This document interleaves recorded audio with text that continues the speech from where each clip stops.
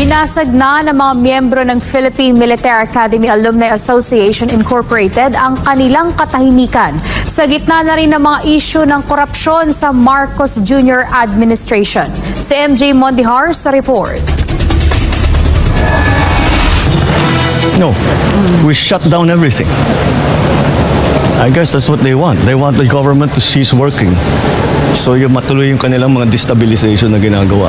Destabilization o pagpapabagsak sa gobyerno para kay Marcos Jr. ang mga komunikasyon ngayon sa 2025 BICAM report ng pambansang pondo na kanyang pinirmahan. Nauna na lang itinanggi ng Pangulo na may mga blankong items sa 2025 General Appropriations Act o GAA. Pero hindi nga GAA ang kinikusyon ng kanyang mga kritiko, kundi ang mga blankong items sa BICAM report o ang final version ng budget bill.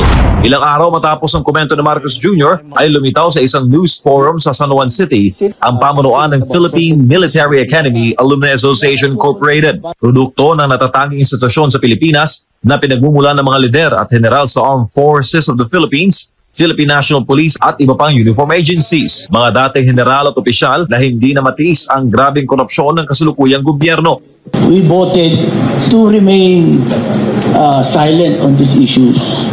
However, nung General Assembly namin, nung January 25, the General Assembly voted that the PMTAA will go against corruption. Numero 1 sa puna ng retired officials ang korupsyon sa infrastructure programs ng pamahalaan. Mga pondong hindi raw nalalagay sa tunay na mga proyekto at binubulsa lamang ng ilang pamilya.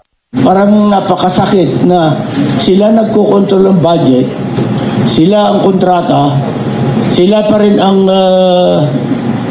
subcontractor, and sila pa rin ang supplier. Ayon kay General Gonzales, matindi ang korupsyon ngayon kumpara sa mga nagdaang administrasyon, bagay na hindi nila kayang matiis dahil tinatawag ang kanilang pansin ng taong bayan.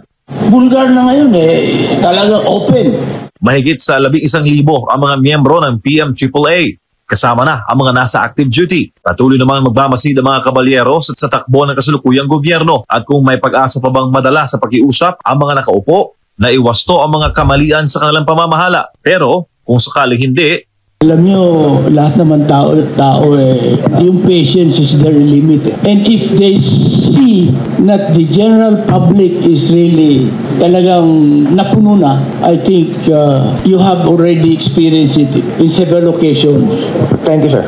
The armed forces, the military will protect the people. Para sa Diyos at sa Pilipinas kong mahal, MJ Mondihar.